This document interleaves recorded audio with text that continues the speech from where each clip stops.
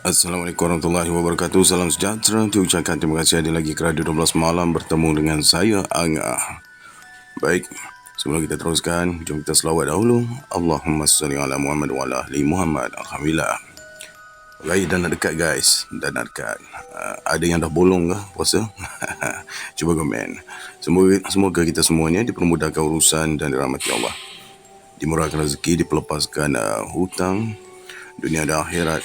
Yang mana sakit diberikan kesembuhan insyaAllah. Amin ya rabbal alamin.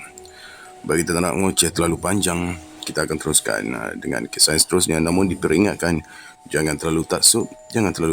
Anggap ini sebagai hiburan semata-mata. Bagi kita teruskan dengan daripada kisah Tok Awangah, episod yang ke-140. Lelaki tidak berkepala menjelma.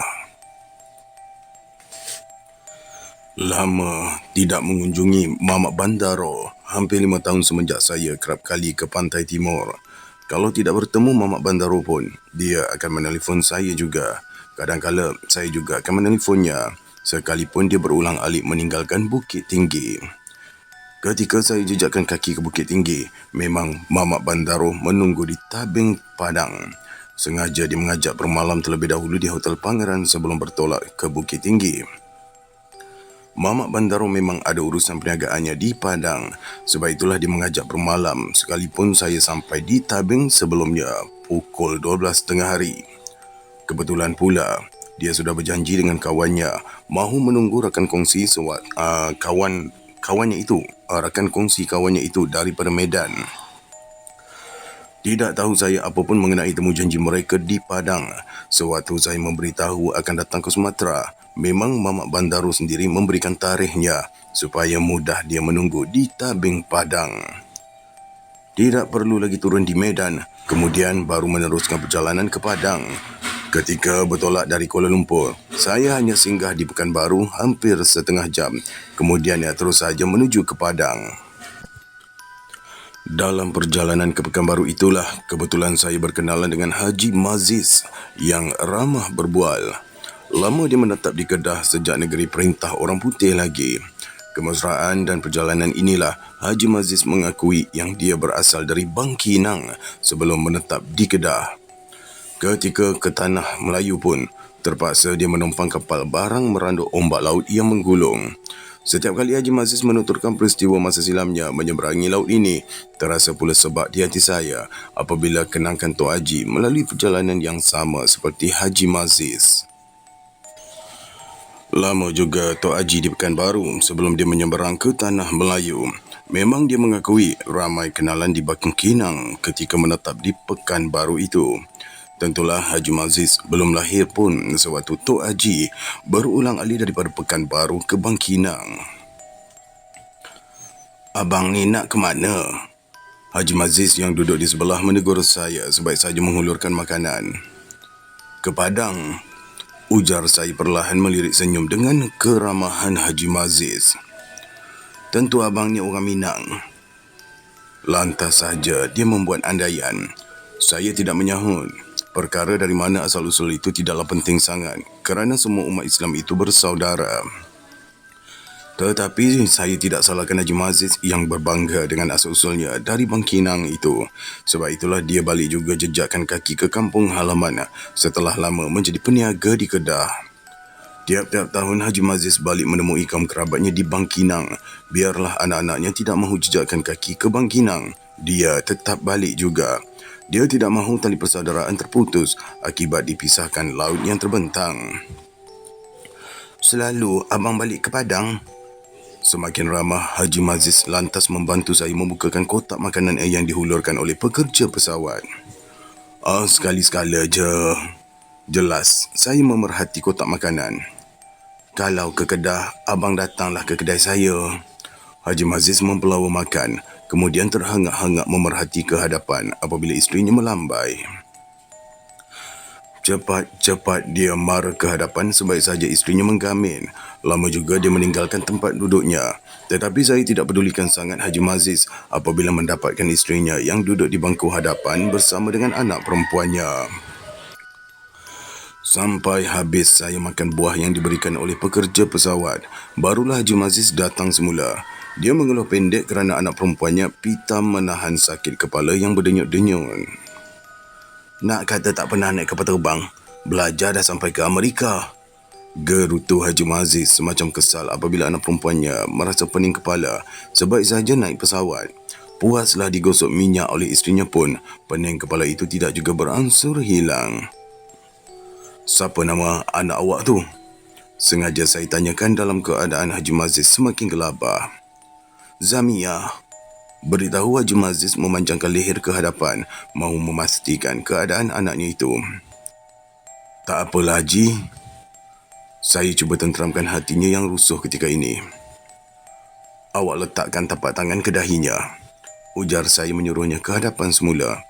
Ketika ini pekerja pesawat juga sudah mendekati Zamiah untuk membantu. Sebaik saja Haji Maziz meletakkan tapak tangan ke dahi anaknya, segera saya doakan dengan membaca. Saya cuba ya. Bismillahirrahmanirrahim. 3 kali dan diikuti dengan doa. A'udzu bi'izzatillahu wa qudratihi min syarri ma tajidu wa tuhaziru. Sebanyak 7 kali. Saya mengulangi sampai 3 kali, lantas perlahan dihembuskan ke arah Zamiah. Dalam beberapa minit sahaja, Zamiah mulai reda hingga kan terus terlelap di situ. Apabila Haji Maziz datang semula ke sisi saya, memberitahu mengenai anaknya sembuh tiba-tiba, saya sekadar bersyukur kehadrat ilahi sahaja kerana dia yang menyembuhkan segala penyakit. Hingga pesawat mendarat di Pekanbaru pun, Zamiah masih lagi terlelap akibat kelelahan menahan kesakitan kepala yang berdenyut. Terpaksa pula Hajah Pipah, iaitu isteri Haji Maziz, kejutkannya sampai berulang-ulang kali. Sakit kepala tu macam mana? Tegur saya ketika sama-sama menuruni tangga pesawat untuk berhenti di bilik menunggu di lapangan terbang Pekanbaru itu. Entahlah pakcik, macam ditusuk jarum. Jelas Zamiah masih lagi lemah dan berpaut pada lengan emaknya. Kalau boleh, abang bekalkanlah ubatnya. Lantas Haji Maziz mendesak supaya saya doakan air sejuk membolehkan mereka buat bekal sebagai penawar. Tak payahlah Haji. Basic saya memberikan jaminan penyakit Zamiah tidak akan berulang. Cuba-cubalah bawa jumpa doktor. Boleh jadi migraine.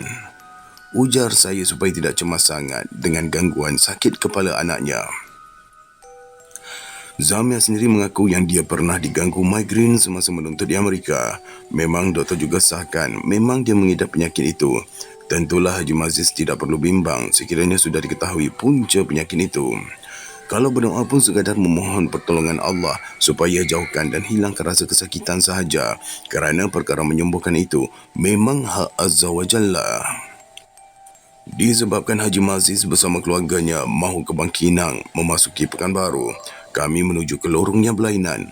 Saya menyimpang ke bilik menanti penerbangan akan berlepas, sementara Haji Maziz masuk ke pintu pemeriksaan. Tetapi tempat juga dia memberitahu saya kunjungannya ke Bangkinang adalah sampai sebulan. Sesekali balik ke kampung halaman itu, dia mahu bertemu dengan semua sanak saudara. Sudah beberapa kali juga saya ke Pekanbaru, tetapi tidak pernah pula ke Bangkinang. Ketika ke Siak bersama dengan Mamat Bandaro, kami hanya bermalam di Hotel Mutiara sahaja. Kemudian pagi-pagi lagi sudah ke Siak menemui kawannya di situ. Petang baru balik ke Pekanbaru. Selepas itu, pagi juga bertolak ke Bukit Tinggi, hingga kan tak ada masa langsung mahu ke mana-mana. Masih ada saudara mara kita di Bangkinang, beritahu Mamat Bandaro apabila saya ceritakan pertemuan dengan Haji Maziz di dalam pesawat penerbangan. Nantilah, kalau ada masa lain kali kita ke Bangkinang, tutur Mamat Bandaro memberikan jaminan. Tetapi siapalah yang saya kenali sama ada di Bukit Tinggi atau di Pekanbaru selain daripada Mamat Bandaro. Kalau dia tidak perkenalkan saya dengan Haji Salim di Batu Sangkar pun, saya tidak mengenali sepupu arwah Tok Haji itu. Lainlah orang berniaga seperti Mamat Bandaro, memang ramai kenalan. Sebab itu dia berusaha mencari keturunan Tok Haji untuk hubungkan semula tali kekeluargaan yang sekian lama terpisah. Lama juga dia menjejaki keluarga di Tanah Melayu hingga kan bertemu dengan saya melalui kenalan rapatnya di Taiping. Cumanya, Datuk Haji satu-satunya saudara lelaki arwah emak Mamak Bandaro. Sebab itulah dia berpegang kepada nasab keturunannya, iaitu dari mamak kekamanakan itu. Typo ni. Sebab itulah dia berpegang kepada nasab keturunannya, iaitu dari mamak ke mamakan itu. Saya sendiri memang harapkan Mamak Bandaro menemukannya dengan sanak saudara di Sumatera. Kalau nak harapkan saya sendiri mencari, sampai bila pun tidak akan bertemu. Lagipun bukan selalu saya menjejakkan kaki ke Sumatera untuk mengunjungi sanak saudara di sana.